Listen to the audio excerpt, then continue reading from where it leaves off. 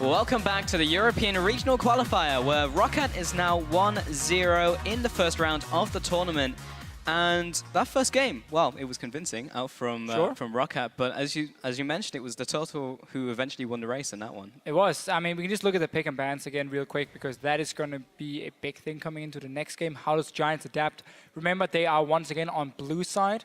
They decided to take blue side, where ROC decided on red side. So what we did get to see here, if you look at the graph, first pick was the Lulu, because again, it's to take it away from ROC, but it does not fit Giants as a team, unless they maybe swap it all the way down to Godfred as a support, something we haven't really seen a whole lot of outside of N-rated. Instead, what I want to see here is I want to see Azir being banned away against Nuke Dog, because I don't think Pepinero is playing it, unless, if he can, first pick it. And then you can ban Lulu, you can ban a Kalista, and then you can use the last ban on a Shen or an Elise, if you want to first pick Azir, that is. The reason I say Shen being such a big pick, it kind of shuts down what Whirlip wants to do. Because when you have Shen support, and then you have, let's say, a Fizz against a Trundle like we had in the last game, whenever they will fight, Shen can join in, and it's a 2v1. So it becomes very difficult for Whirlip to be the big split-pushing threat because of Shen. So now we have basically 4 or 5 bans the Giants really want to get rid of, or champions they want to get rid of. And that's such a big problem for them. Because if they have to ban Azir every game, as an example, something will be left open for Rocket on the red side to get in the first rotation. Yeah, I also want to see what comes in from game 1 that they will ban game 2, because we saw the Elise ban come out, we saw the Maokai ban out come against Rocket, and neither of those bans I don't think necessarily have to be there when there's so many different bans that they need to take away, and we saw most of them in that last game. Leave Elise open and give it over to Yanker's first rotation. I know that's risky, but Shen shuts down your entire playstyle. Azir is just too good in this patch, and especially for Nuke Dog. And at the same time, you gotta get rid of Kalista, because it's been one of the best picks for Mr. Rylas, and you don't play it yourself on the side of Adri. Rocket can stick to the same, Jax Morgana every single game until Giants shows something that forces Rocket to change.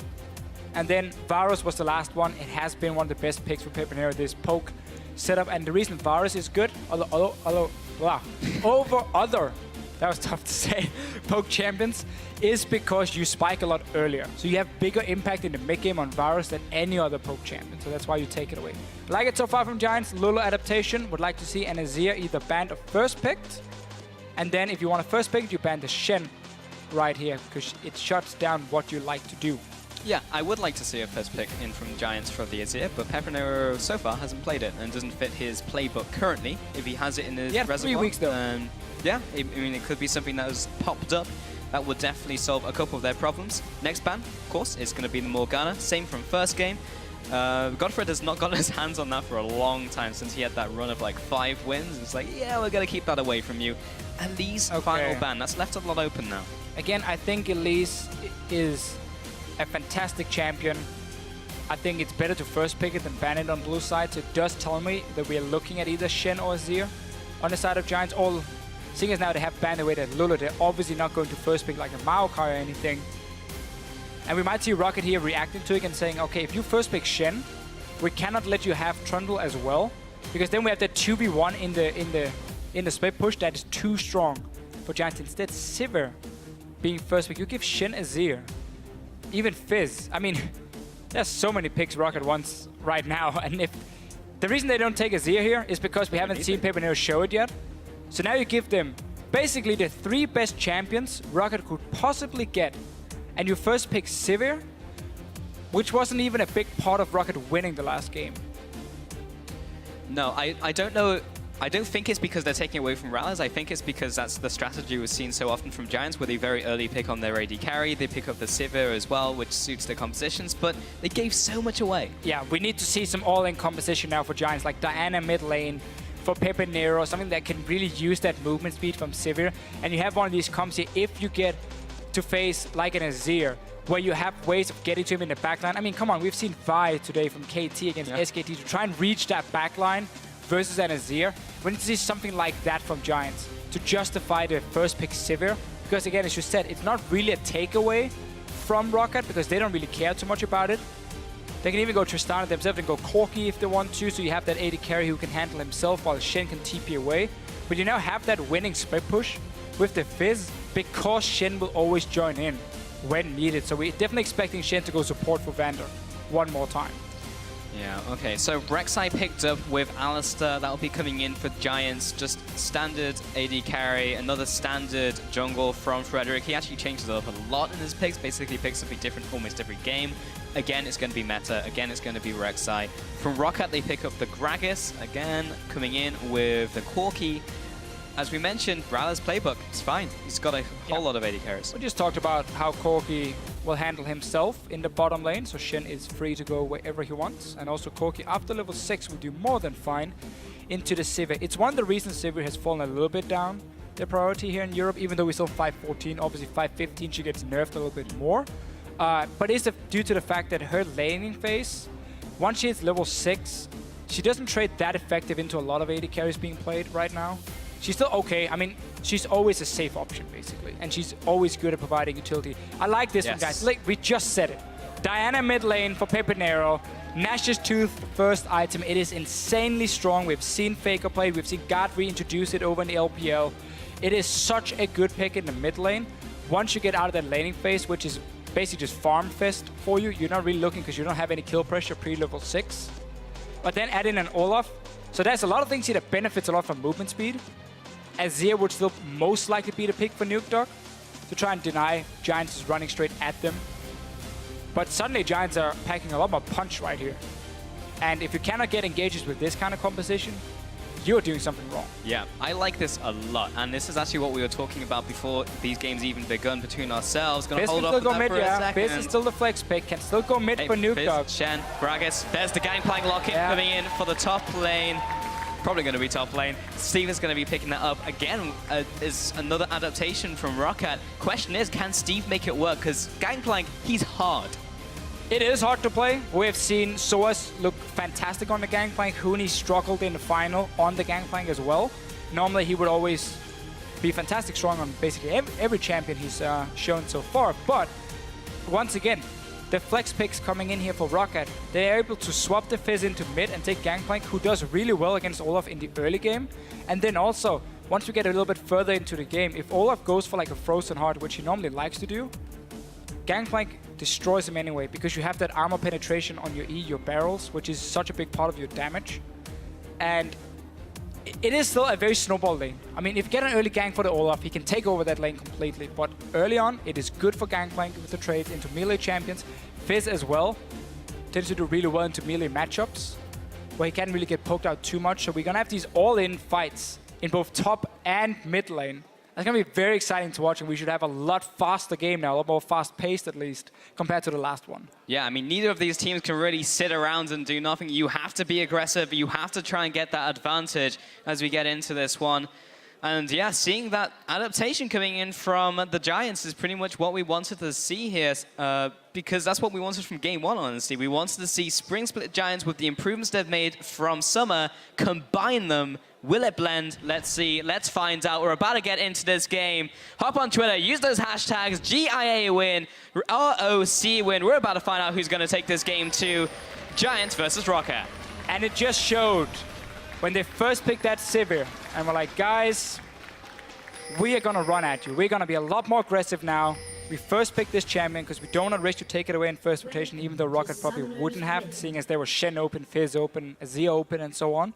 But also the fact that we didn't get to see the Azir is simply because Rocket had the option with that last pick to counterpick one of the lanes. They got the top lane with the Gangplank, even though, again, it can snowball. Rallis, though, is for now on Corki, safe pick, and he's going to walk straight into the bush. This I don't feel is going to work out too well for him in the near future. Will be putting up the heal, has been ignited though, still ticking down. Needs one more auto coming in, that's first blood over to the Ola. How would you ever think that's smart? Vander now is behind enemy lines. Doesn't flash. Run, Forest. He's on his way. Nuke Dog is there looking scary, being like, come to Papa. And Vander is... Give me that knock-up. Oh, no, he's out of there. He's safe. Rek'Sai would have been kind of weird to have the knock-up as well early on. But Rallis, I mean, what on earth are you thinking? Just sitting there being like, okay, guys, single AD carry. I'm just going to walk straight into this bush, into the enemy jungle. I have no clue who's there. And obviously gets punished. Gives up a kill. uses heal, and the kill even went over to Olaf. I feel like we just talked about how this matchup up top can really snowball, especially if Olaf gets a good start. Funny that. I don't think Werlip could ask for much more. And we're going to see both of the duo laners go into the top lanes. We are going to see that one-on-one. First off, we're going to see more action.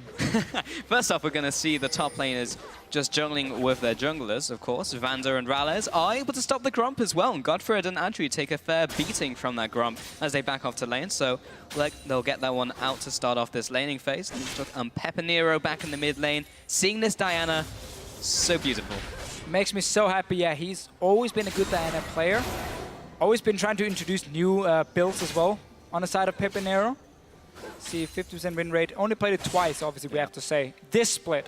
Saw it a bit more in the last one for him. And the thing about Diana is you can run teleport, which is so key in the mid lane, especially late on in the game when you become a very big split pushing threat. Nash's Tooth is what we normally see. And then one-on-one, you're just very, very, very strong. And then add in a global, combined with the Olaf global. You're trying to basically match what Vander is going to do here. So when he goes and TPs in on the gangplank, well then Pepinero is going to follow in as well. And then it's a mid lane versus a support, which obviously is in favor of Giants later on in the game. In theory, but yes, almost every single time.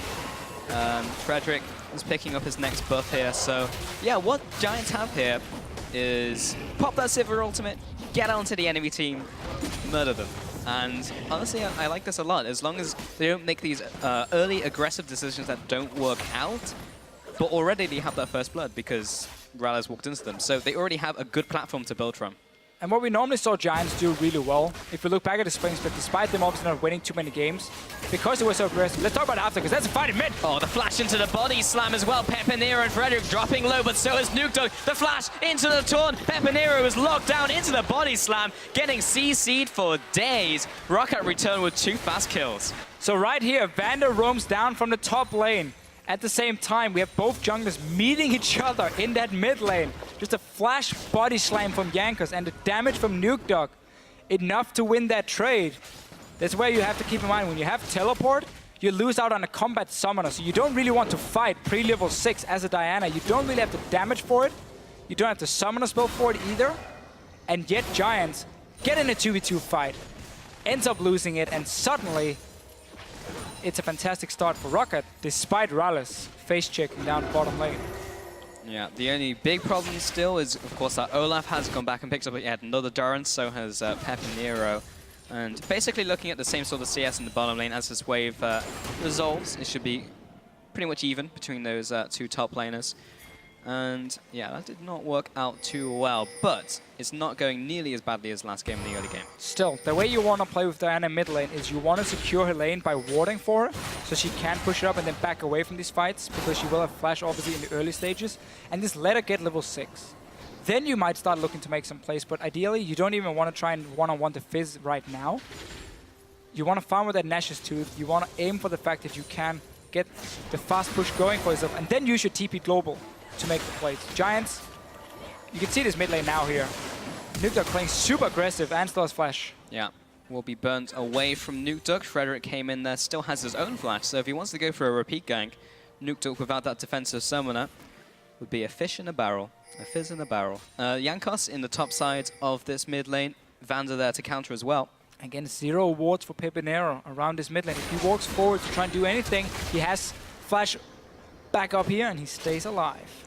Yeah, so both flashes down in this middle lane now from both of the mid laners. So again, repeat ganks can be a thing. Frederick is still hanging around the middle lane. Godfred is now chilling in the mid lane as well. He's chosen this time to grace. What's Jankos doing? He's coming back as the middle lane. He's going to be clearing up this ward as well. But because we saw Steve swap back to the top side, it is open up for all the supports to roam. We can see Godfred mid lane, Vander still sitting mid because there's no flash in Diana this time around, still no wards. And this time, Pepinero, you're not getting out. No, I've seen this one before, but last time he had flash, this time he doesn't. That means a dead Pepinero. And look at the whole setup from Rocket in the river. They got the pink wards here, so they know we can just walk into this mid lane. No flash Diana, it's such an easy kill. Frederick will spot one of them now. There's another one obviously in the bush closer to the mid lane. But Rocket playing really well around Nukedog here in this Fizz.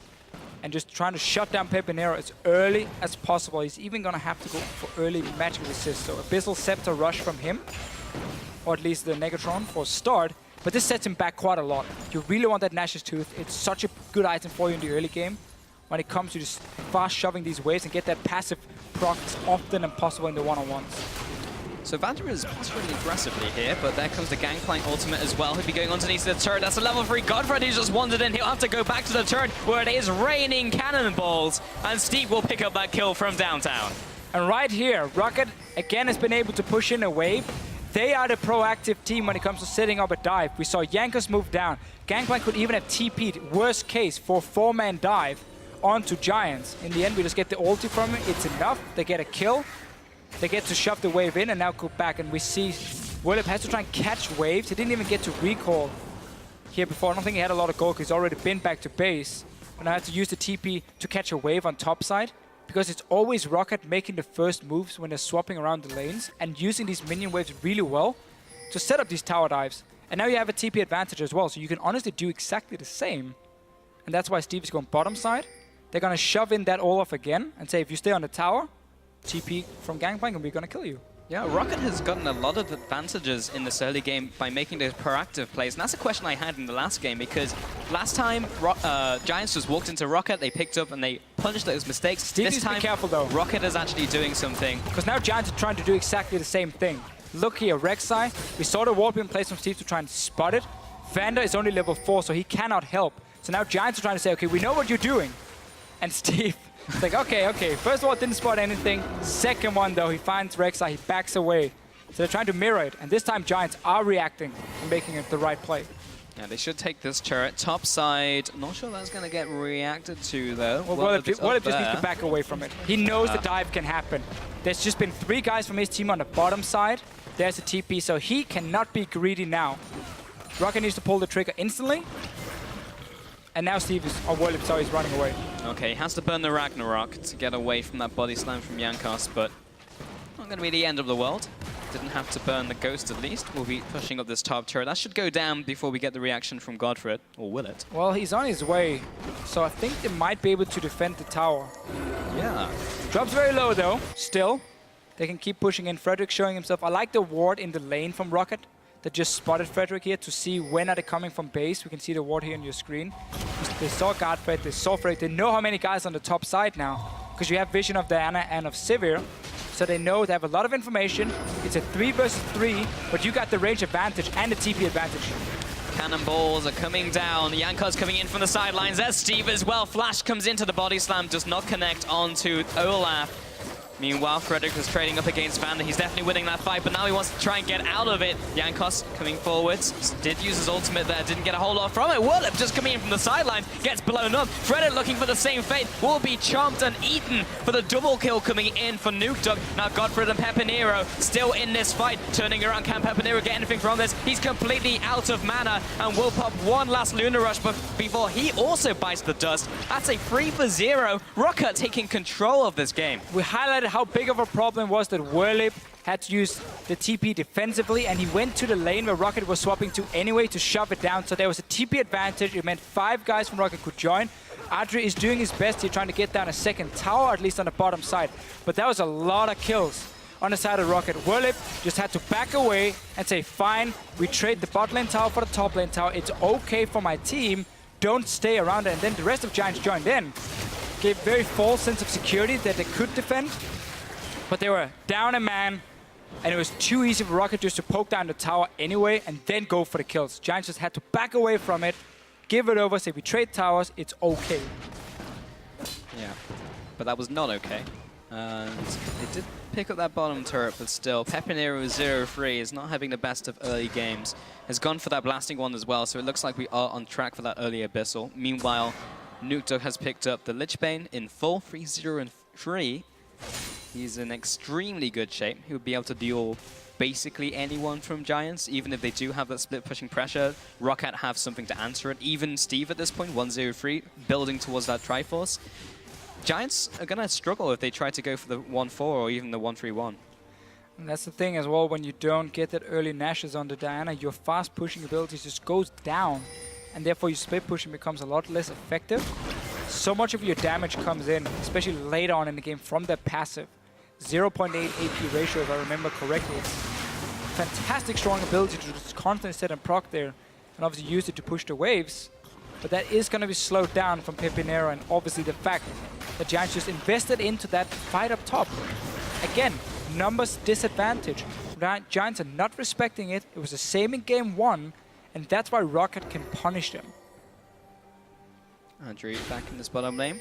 Everyone has flipped. Everyone's back in the normal lanes. Pepinero in the mid lane. Nukeduck has popped his ultimate and will jump into Frederick to damage him too. Nukeduck. The bait and switch. Checking. What's going on? Oh, what's going on? Back again. I'm good. Don't want to join. Don't want to join. One of the strong things though about this Gangplank, how you can always assist these one-on-ones with your ulti. Come in, Steve though. Might get though. Frederick's going in at least. Yeah, that minion wave is dissipating, but Steve will flash away here, back underneath this turret, but Wallop is there to meet him. Frederick will just back away, tanking that turret mid lane, just trading off a little as well. 1-0, another kill over to Giants. And we got to see a play from Jankos now. Frederick shows himself mid, then top lane. The bottom side of the map should belong to Rocket then, but obviously you don't want to dive onto the Alistar. Couldn't get the play in mid. Ulti from Vander, just a few more seconds and he could have joined in to help Steve. Instead though, Giants using that timing really well. Get a kill, get a tower, and suddenly it's not all bad for Giants in this early game. Vander getting control of this dragon, something you haven't mentioned yet. 13 minutes into this game, neither team has attempted the challenge for it. Every single one went to Rocket last time. But Giants should be able to contest at least a couple in the early game this time around. Maybe not this one. Not this one, no. Dragon on the side of Rocket. Love to see them just go super aggressive on Pepinero though after that play top. You had TP ready for Vander. Jankos goes in, there's no flash on the Diana. It's a very easy dive for you to pull off and take mid tower after. But they played it super, super safe. Which, as we highlight again and again and again, is the style Rocket like to play. But it's not always the most effective style. Yeah, and even if we go late here, Rocket, not too bad in this early game. Giants, last time they had lots of late game threats. And we only just started seeing that Adri was putting on the damage as Tristana, never really quite got there, so Rocket were able to close this time. Finch has picked up, but Nukeduck has found Pepinero here, pops the ultimate as well. But now the rest of the Giants is there to counter, but maybe not because Pepinero is already dead. Vanna comes into the fight. Willup's there with the Ragnarok. Now he has to back away. Steve popping down his ultimate, the cannon barrage raining down on top of those minions. Another 1-0 over to Rocket after that. But again, this is what we mentioned, how Rocket can just keep going towards Pepinero in the mid lane. Now that he's building towards Nashos, I think it is the right call. You need some defensive stats in the start against the Fist because you are also getting targeted by the Gragas over and over. But again, it just delays how quickly he can become a split pushing threat. And then also, a thing to highlight with Giants' composition. It's a comp that does really well if they're 5 together when the fight starts. So they use the Sivir ulti on the Olaf. So he gets sped up, so he gets to the backline. If he has to TP in the backline, it becomes a lot more difficult for Willip because the Giants lineup will most likely be fairly split up at the time, and he might never really benefit from Adri's Sivir ulti. So now he TP'd in, obviously couldn't do anything because they are still behind, and they'd already lost Pepinero in that fight. Yeah, they need to just set up these fights just a little bit better because the composition, this is the composition I feel is tailored towards the Giants. This is a Giants comp, 100%. This is a Giants composition. Something we've seen a long time from them, but a long time ago from this team. But with the improvements they've made over the split, this is something, probably one of the best chances they can make happen with this composition. That was fantastic English. But Willip in the top lane has picked up the Black Cleaver here. Pretty standard for the EOLAS currently, and would pretty much go tank from here on out. Yeah, no real surprise from him. Always got to get that Black Cleaver under your belt. Still will be difficult for him to be solo split pusher because of Vander's ulti. And there we go, see it in action. Yeah, following after Willip, there comes the jump. The waters actually lands onto Willip as the Ragnarok comes down. Taunt comes across as well. Got the extra damage from the Urchin Strike. Frederick and Godfred are here to counter. Nukeduck will be dropping low, but not before the Olaf goes down. 1-for-1 so far. Pepinero comes into the fight. Gets that shut down. Jankos following after Pepinero. No team behind him though. And Godfred is there to defend. So that was a 2-for-1 overall in favor of Rocket. And the bottom laners are just there, still trading away, taking those minion waves. But we're 16 minutes in, 13 kills already. We see so many fights in the side lanes and in the mid lane. Over and over, we see ganks coming in this time. Willip is like, I can duel this guy one-on-one. He's like, oh wait, I forgot about Shen. Instantly has to run away, goes down because of it. He's obviously not very tanky with the Black Cleaver just yet. Right, Giants get 1 kill, still lose the trade. We're going to see this more and more. Pepinero and Willip has to fight together if they want to win the side lanes for Giants. In the mid lane, Vander almost caught out, but he's going to be back to base. 0-0-8. He's been doing a lot in this game to assist his team. Has picked up the Kindle Gem and those mobility boots as well. He's basically picked up a lot of items there. Mid lane, Giants are pushing this one in. There comes the cannon barrage coming in from GP. From the sidelines, Frederick is here. Jankos was looking for that engage to happen. And Nukeduck is still thinking about it, but now Rocket will back off to the turret once again. Farmer Steve hit 500 silver coins for himself. Ooh. I would assume he's the Death's Daughter first upgrade. At least that's the best in terms of damage. Yeah, we've seen other things. Early on. We have seen, I mean, Fired Will came in from Huni as his first upgrade. Swords went Death's Daughter. Have to see what Steve goes for. Now Nukeduck is fighting again. I mean, he got Adri, but it was basically all in. There was no exit plan. It was like, I want Adri. If you it's are gonna cost Fizz, me everything, though, but I think Fizz is probably one of the champions with the best scaling into late game. I'm fine taking 1-for-1 trades. Pepinero now needs to be a little bit careful. Gragas is after him, but Cow is here. Oh, knocked into the wall. Vander will be following up. That wall didn't Don't work. have a cow, man.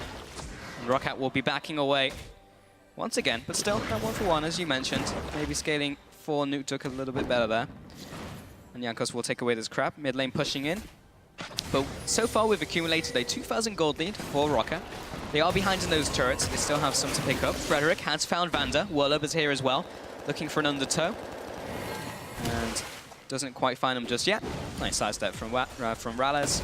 And everyone goes back to more peaceful times. For like a minute. For like, and then let's fight. We're gonna have again. someone all-inning once again. I mean, the comp from Giants is only gonna do one thing, that's run at Rocket. And their comp as well, it's basically also just gonna run at Giants in many ways. You don't have much use of a defensive Fizz. It has to go in towards that backline. You gotta take down that one target for yourself. Gangplank is gonna be the same deal. Rocket does have a little bit more range if we look at Mr. Rales and the barrels coming in for Steve. But obviously it's about setting up Nukeduck to dive in and one-shot a target. And Mr. Rales and Adri is what we mentioned as well in Champs, like Corki, once he gets some levels under his belt, it's very difficult for Sivir to start trading back against him. Yeah, not a whole lot you can do there. Meanwhile, Vander trying to clear out some of these tunnels. Maybe just gearing up because there is a dragon in 10 seconds and the dead Vander would not help that cause for Rocket. He's going to get over the wall. Max range on that Shadow Dash will get him to safety. Oh! The snipe! Rales tried to get in range for his heal, but wasn't close enough. In the end, Vander, it is not wise to invade into the enemy jungle on your own to set up wards. Bring a friend. You got the Gragas. He even has beer. Take him with you. Bring it to buddy. Go on a picnic, you know, and that's some nice damage. Oh, Steve has caught Pepinero. You have nowhere to roam that cannon barrage. Whirlup now going for this fight. He's on Nukeduck. In comes with the reckless swing as well. Frederick and Adri are going to eat Rales alive. Meanwhile, Jankos going 1-on-2, but he can make this happen. He's Gragas, and now Godfred is just in the middle of the wolf camp. He's going to try and get away. He's already popped his ultimate. Steve comes and flashes. Tries to get the chain, doesn't quite land it this time around. A 2-for-2 trade. This is so bloodthirsty from both teams. Mid-turret falls as well. These teams are just all over the place looking for fights. Yeah, both teams kind of going for the same style. Just keep fighting, ignore your minion waves, ignore what's really going on in the map. Just take that fight. Giants invades it. It's after killing Vander, remember.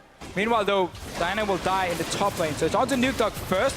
Nice little dodge away from Frederick, so all the damage is gone now for Nukeduck, and Whirlup gets to sit in here with his ulti onto him. It's very tough to take him down, so to get the first kill.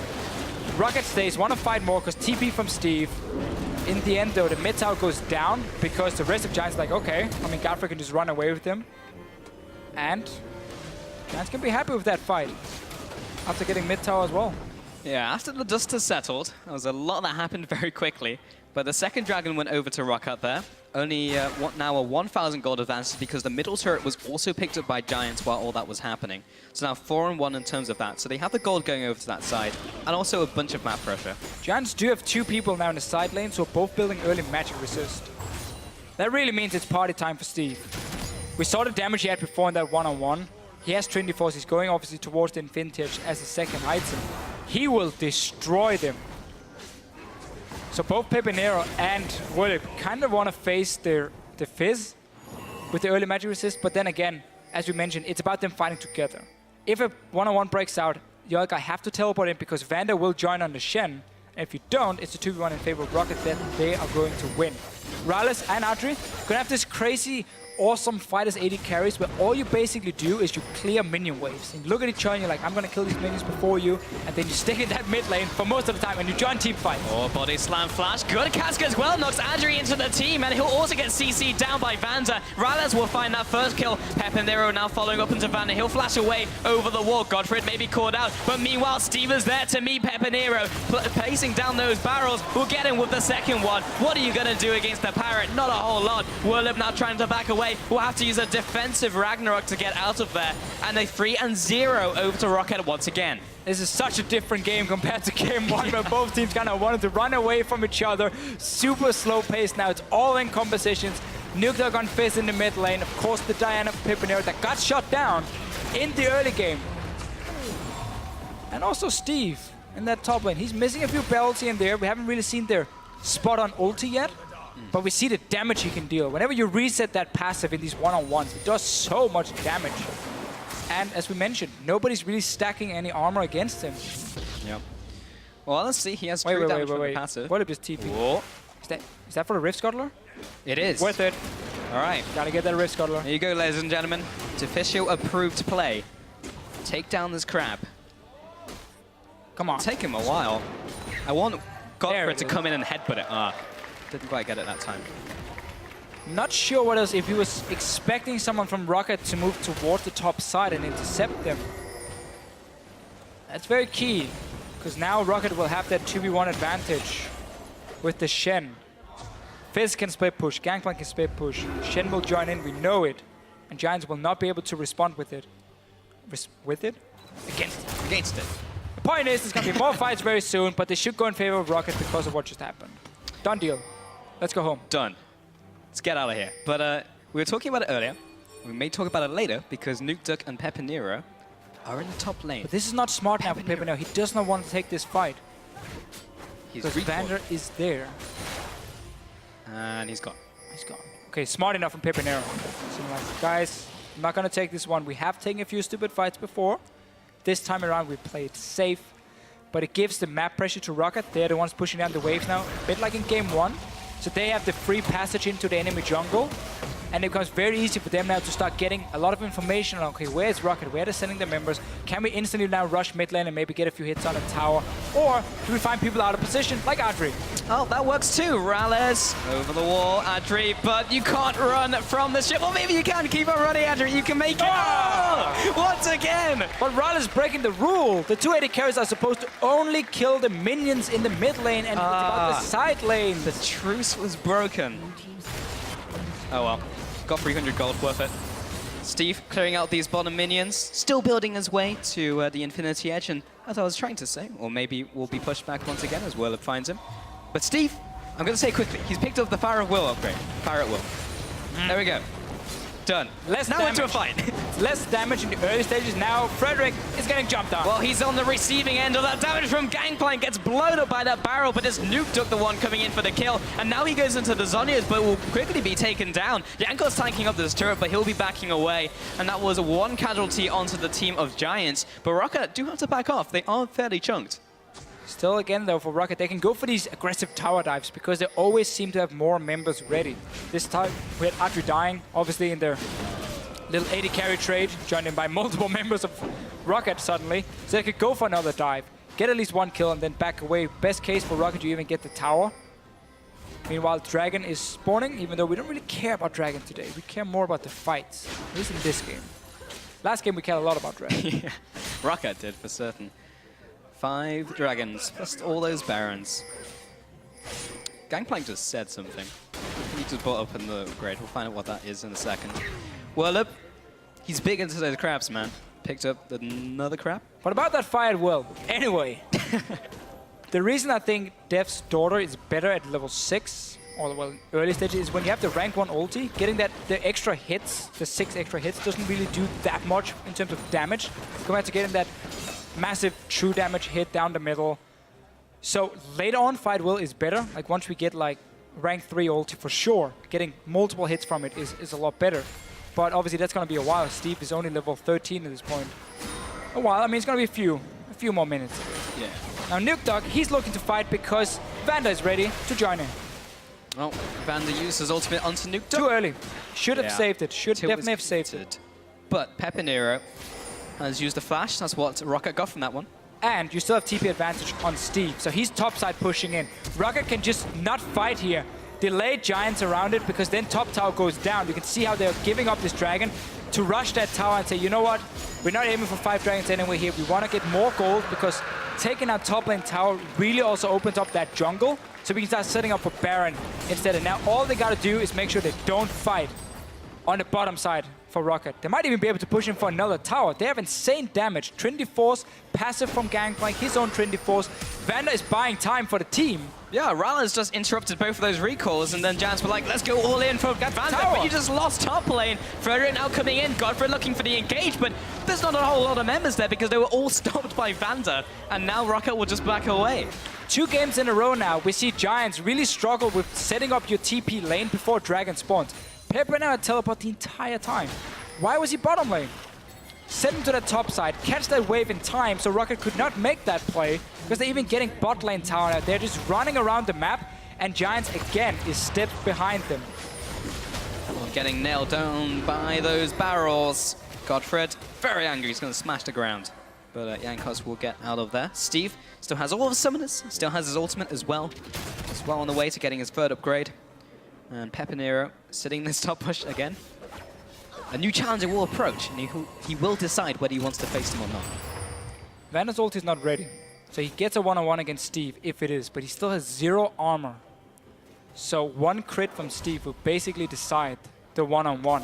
In case it does happen, it seems like Pepinero is just not going to give away any vision or information on him being topside before he needs to. He's still waiting. The patient hunter. Patient bear will wait. He's looking at all these minions kill each other. It's what NASA's players do. They look at the minions. I'm pretty sure they would last hit the minion. No, when they drop low. But Pepinero's not doing that either. It's going to be Nuke Dog though. It's new hobby. TP is ready for Warlip and Steve. We can get a 3v2 up in this top lane very quickly if Pepinero goes in for it. He's gone. He's going in. Oh, Nuke Dog dropping low. Where's and there's the ultimate coming in. Oh, Vander didn't get to cannon barrage, but the true damage doesn't connect. Now the teleport's coming in. Whirlip's going to be there first. Nuke Dog gets away with the kill. Whirlip looking for this kill. It's a Nuke Dog. He finally gets him with a reckless swing, but 2 for the price of 1. Rocket will take that trade. We keep highlighting this Shen, how it shuts down what Giants really wants to do. And yet they still go for that one-on-one fight. Had it been against Steve, it could have been more acceptable because it would have been the teleport you were fighting against, but now you're fighting against Nuke Dog. So of course Steve joins. It's a 3v2. They win. Now we get another fight around Baron, where Rocket once again will be 1 more member than Giants. Vander is ready for that taunt. He connects it. Godfred comes into the pit, looking for that steal. Can El Bandito do it? He goes into the pit. He may get nuked down. Not today. Jankos will smite that one away. And Frederick is just kind of awkwardly stuck in the Baron pit. Followed after. Everyone's going to flash after him. They need to take him down. And he's got gone. Adri. True Western style, though. El Bandito is no more. Steve shoots him down with a pistol. Wins the duel, takes the Baron. Maybe together with Jankos a little bit. Anyhow, Giants keep getting in these bad positions or situations which are often forced by themselves. Funny enough, and Rocket is reacting really well. They get the advantage from it, being it Baron, being it a tower. Before when they're running around on the map here where Pepinero wasn't there to defend away from teleport and so on. The fight's top lane. I love the fact that we can almost talk about them 2 minutes in advance. When a missed teleport comes in, we're like, okay, here's what's going to happen very soon because Giants will take the fight. And boom, and here's Baron. Yeah, and honestly, a lot of the time, okay, Giants been making a couple not so great decisions, but Rocket as well have made some really good decisions. Yep. And good reaction plays as well, as you mentioned, with that Shen. You are a team that wins games when you can split push with Whirly. Now you add in Pepinero to the list with the Diana, and the Shen is just too annoying for you to deal with. Unless you can first pick it yourself, you have to ban it away. Oh, mid turret goes down. Adri and Frederick may be caught down in the bottom lane. Good knock up by Godfrey. It's only going to buy a couple more seconds for Frederick. He'll be dropping down as well. Barrels come up, looking for the explosion, doesn't quite connect. Pepperino gets stunned up by Jankos. And that's the middle turret going down, the middle inhibitor as well going down. The top inhibitor is the next in the sights of Roccat. Not sure if Giants should be fighting over this one. A 5 versus 4 in favor of Roccat. Jankos just get tagged by the undertow, but Roccat just running rampant through this base. Now they just need to go bot lane and push that one in as well. Yeah, outside of some early fights with Roccat where we maybe could question them a little bit, they have once again been in control. Yep. They're out-rotating Giants on the map. Pepino jumps in behind. Guys, we need another fight, and it's going to happen. He has Zhonya's this time, so he can Zhonya's up. There it is. Steve comes in with the oranges, and Pepinero flashes over the wall. Godfred and the rest of the team is dealing with Nuke Dog, who flashes away. Frederick jumps over the wall with the tunnel. Jankos trying to get in range, just have the cask as well. There's the ultimate, knocks Whirlup into the team, gets immediately taunted. Follow up onto Adri as well, he goes down. Goodbye, Pepinero. Make that a 3-for-1. Frederick recalling in that bush, he'll be going back to base, but this is 2 versus 4. And they're down for 40 seconds. Is there any minions? They're coming now, the super minions in mid lane. Roccat looking to close out another game here. A lot more action than the last one. Oh yeah, and that was all down to the compositions, how Champion Select played out, but either way, Roccat secure yet another win, taking the first, the second Nexus turret, and the Nexus itself. This is Roccat taking game 2 in this best of 5 up against Giants. It's almost hard to say this, but Giants, this composition they ran here is what we expected to see more from them. Kind of trying to adapt a little bit, and a pick like Diana coming back into the meta would be huge for Pepinero. But it shows to me that the problems they had back in spring when running these comps are still there. Yeah. That's what we wanted to see. Had they improved on those things? Were the early game a lot better? Were the decision making a lot better when having these all-in compositions? The answer from this game is no. Because what they did in spring was that they would have these insane early games like this one, where we have like 20 kills to 20 minutes, constant fighting going on, but Giants would often end up giving away maybe 15 kills to the other team, or let's say they give away 13 kills to the other team and only get 7 themselves. So they would still fall behind in gold. They would always forget about the towers, and the towers would drop, and they would fall really far behind. So despite there's a lot of action, a lot of kills, it didn't give them a lot of wins. Yeah. We thought that was going to be better. Now with Godfred in the team, we've seen improvements. Clearly, we're still back to the spring split style. And that's why we get these games here where it doesn't look like Giants really say, okay, what's going to happen the next few minutes? Okay, where do we need to move our teleport so we are ready for, let's say, the dragon objective here? How do we stop this wave that's building up on the top side? They don't really do that in advance, so they have to react on the fly. And that's why it becomes so impossible, because Roccat is just one step ahead of you. They get that kill in a one-on-one, and they get that free tower because you weren't in the right position. They have the Shen coming in a split pushing situation, and they're just always a member, or 2 members even, ahead of Giants. So what we have seen now is Giants made an adaptation in picks and bans, which we kind of expected. In-game didn't make a whole lot of adaptation. Now, what do they do from here? Because they've tried these 2 different compositions, neither of them really worked out. We saw against H2K, the poke also didn't work out. What else do they have in their playbook? What can they do here that will work against Roccat? Well, what do they have left? Like, where can they go from here? It's hard to say if it will work for them, but I think they can still stick to the style we just saw here. And then talk about what were some of the problems, can we use our teleports a lot more effective, and how do we make sure Pepinero doesn't get shut down in the start. You don't have to gank for him, you secure vision for him. You have a Rex as well to spot people moving around. They didn't use it, they got early fights, the Diana lost its flash, and then ended up getting camped, basically. Yeah, getting camped and ultimately dying a lot. But let's check in again on Twitter, where we asked which strategies you thought would rule the regional qualifier. And at Kenny Mars writes, Gangplank, Siege, or Protect the Cog Vein coming in. Well, we saw the Gangplank. Well, it works pretty well. Not a whole lot of Siege, though, in this game. It is a viable strategy, for sure. He does work really well in different kind of compositions. This one here, it's more of a split pusher. And because there was no armor being stacked on the side of Giants at all, he just got to do whatever he wanted. Yeah, but we could still see the Cog Vein coming in from Rallas and Roccat. That's also something they can bring up, but they haven't needed to yet. So something that we could see in the future. But we do need to take a quick break as Giants look to stay alive in Game 3. Our coverage of the 2015 Regional Qualifier continues when we return. I like how you wanted to add that. Who's going to take this game to Giants versus Roccat? That's a fight in mid. Oh, the flash into the body slam as well. Pepinero and Frederick dropping low, but so is Nuke Dog. The flash into the taunt. Pepinero is locked down into the body slam. That's me. Can we dive them? We can. Get Okay, the turret. okay, just tank some. I ult. I'm tanking. I tank. I'm on Alistar. Turret is down, turret down. Just go for den. Nice. Push out top. Max range on that Shadow Dash will get him to safety. Oh! But the true damage doesn't connect. Now the teleport's coming in. Whirlip's going to be there first. Nuke Dog gets away with the kill. Whirlip looking for this kill. It's a Nuke Dog. He finally gets him with a wreck of the swing.